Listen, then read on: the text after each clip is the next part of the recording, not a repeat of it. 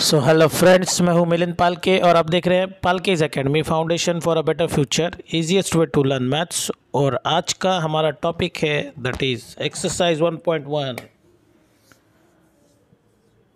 Exercise 1.1 angle measurement, chapter number 1, math first, 11th science.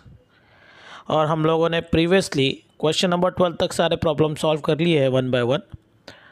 अब की बारी क्वेश्चन नंबर 13 की है, तो अभी हम लोग क्वेश्चन नंबर 13 देखने वाले हैं। तो क्वेश्चन नंबर 13 थोड़ा दिखने में या पढ़ने में डिफ़िकल्ट सा लग रहा है, बट है बहुत इजी। तो क्वेश्चन नंबर 13 क्या है, देखो। Degree and radian measure of external and interior angle of regular pentagon, hexagon, septagon and octagon. अब यहाँ पे पेंटागन है मतलब, यहाँ पे पेंटागन है मतलब 5 एंगल, हेक्सागन मतलब 6 एंगल, सेप्टागन मतलब 7 एंगल, ऑक्टागन मतलब 8 एंगल। तो इस तरह से हमें उनके इंटीरियर और एक्सटीरियर एंगल को फाइंड आउट करना है। तो पेंटागन का अगर हम लोग स्ट्रक्चर बनाएंगे तो ये 5 वर्टाइसेस से मिल के बनेगा। तो इस तरह से कुछ होगा, ये कैसे भी आप बना सकते हो, लेकिन इसमें 5 एंगल बनेंगे, ठीक है। और अगर ये इंटीरियर एंगल है तो इसका एक्सटीरियर एंगल यहाँ पे बनेगा।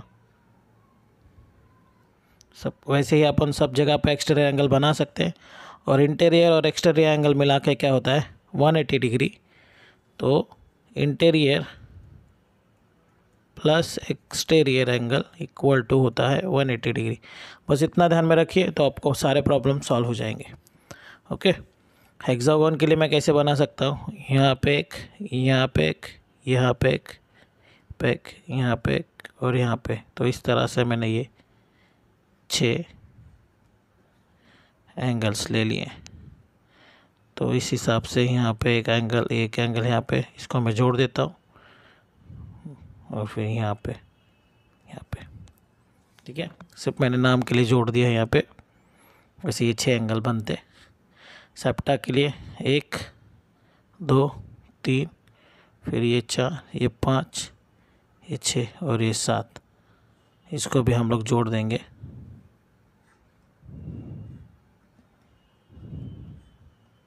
ठीक है। और ऑक्टा के लिए ये हो गए 8।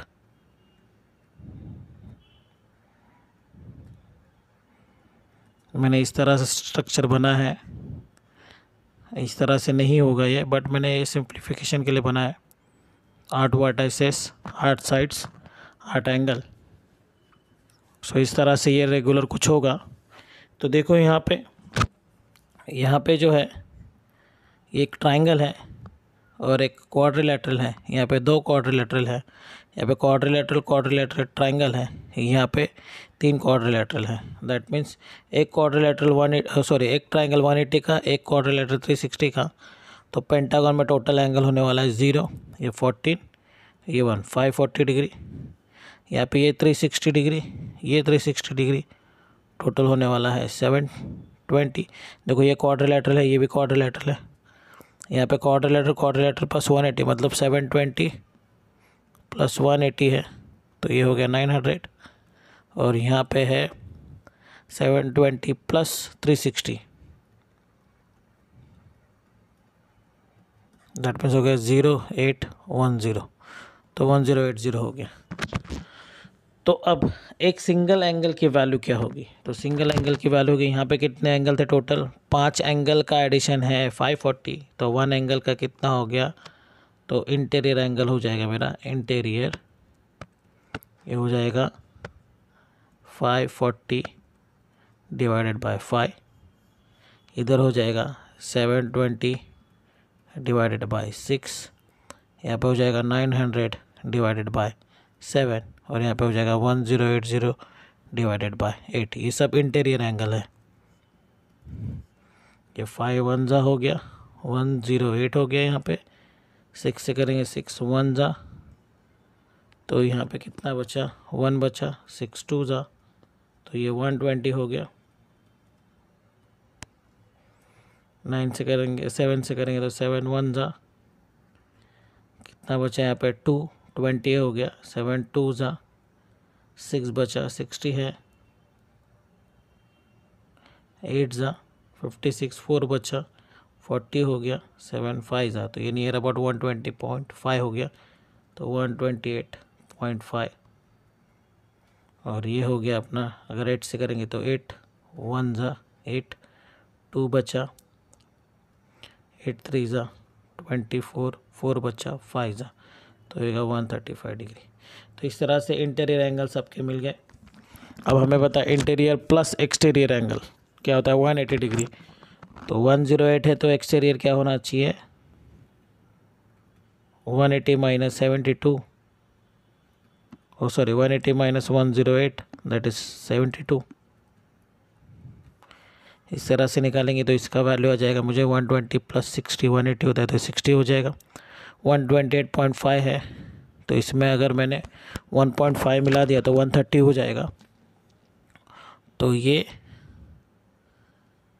51.5 के आसपास है ये एक्सटीरियर एंगल, और ये 135 है तो इसमें 45, तो ये एक्सटीरियर एंगल मिल गए। अब एक बार एक्सटीरियर एंगल मिल गए हैं तो उनको आपको क्या करना है, रेडियन में कन्वर्ट करना है। तो ये रेडियन में आप कैसे कन्वर्ट करोगे, तो interior 108 degree into pi by 180, 18 6 जा होता है, ये 10 जा होता है, ये कितना हो गया अपना 3 जा, ये 5 जा, तो ये 3 पाई बाय 5 है, और ये एक्सटीरियर हो जाएगा मेरा किसका, पेंटागन का, दैट इज 72 था, तो इंटू पाई बाय 180, 18 4 जा, 18 10 जा, ये 2 और ये 5, तो ये हो गया 2 पाई बाय 5। तो इसी तरह से आप बाकी के भी एंगल्स को निकाल सकते हो। तो आई होप कि आप ये कर लोगे, बहुत इजी है ये, इतना कुछ डिफ़िकल्ट नहीं था, दिखने में डिफ़िकल्ट था बट बहुत इजी है ये। आप आई होप कि आप लोग ये कर लोगे। डन। तो चलो देखते हैं नया क्वेश्चन। दैट क्वेश्चन इज, कौन सा क्वेश्चन है अपना, that is question number 14, depends on clock. Now see the question number 14। और क्वेश्चन नंबर 14 को देखने से पहले हमें कुछ बेसिक बातें पता होनी चाहिए अबाउट क्लॉक। घड़ी के बारे में थोड़ा सा जानकारी होनी चाहिए, तभी जाके ये प्रॉब्लम सॉल्व होंगे। हमारा क्वेश्चन नंबर 14 बोल रहा है कि find the angle between hour hand and minute hand in a clock at, और एक कुछ टाइमिंग दिया है अपने को। तो इस तरह से प्रॉब्लम सॉल्व करने होंगे तो हमें 2-3 चीज़ें ध्यान में रखनी होगी। कि सबसे पहले तो जब कभी हावर हैंड हमारा पूरा रोटेट होता है या 1 साइकिल कंप्लीट करता है, मतलब 3 से फिर से 3 पे उसको आना होगा, तो उसको टोटल कितना हावर ट्रैवल करना होगा, तो टोटल 12 हावर उसको ट्रैवल करना होगा। और 12 हावर ट्रैवल करेगा तो दैट मीन्स वो एक रोटेशन कंप्लीट करेगा, एक राउंड कंप्लीट करेगा। तो वो कितना डिग्री कंप्लीट करेगा, 360 डिग्री। तो अगर 12 हावर को 360 डिग्री कंप्लीशन लग रहा है तो 1 हावर के लिए कितना होगा, तो ये 12 डिवाइडेड बाय 360 डिग्री होगा, तो ये हमें मिलेगा 30 डिग्री। तो दैट मीन्स ये ध्यान में रखना कि कोई भी 2 हावर्स के बीच में कितना डिग्री होता है, दैट इज़ 30 डिग्री होता है। 1 घंटे के बीच में कितना अंतर होता है, तो 30 डिग्री का अंतर होता है। तो 1 हावर कैलकुलेटेड बाय 30 डिग्री। अब वो उस 1 हावर को अगर हम लोगों ने मिनट में कन्वर्ट कर दिया है तो ये 60 मिनट हो गया। तो 60 मिनट मतलब 1 हावर होता है, तो 60 मिनट मतलब 30 डिग्री है यहाँ पे अभी। तो 1 मिनट की वैल्यू हो जाएगी 30 डिवाइडेड बाय 60 डिग्री, तो ये हो जाएगा 1/2 डिग्री। तो दैट मीन्स 1 मिनट आधा डिग्री ट्रैवल करता है। 1 मिनट आधा डिग्री ट्रैवल करता है हावर के हिसाब से, ठीक है। तो हावर को कंप्लीट होने के लिए कितना लगता है, 1 हावर कंप्लीट करने के लिए 30 डिग्री लेता है और 1 मिनट आधा डिग्री लेता है। तो इसी हिसाब से प्रॉब्लम सॉल्व होगा। तो अभी हमको देखना है problem number first, that is 10 past 11। पहला प्रॉब्लम है अपना दैट इज 10 past 11। इसका मतलब हो गया कि 11:10 हो रहे हैं। पास्ट मतलब बज के चले गए हैं, तो इसका मतलब हो गया कि 11:10 हो गए हैं। तो भी हम लोग इसका क्लॉक में देखते हैं कैसे दिखता है ये।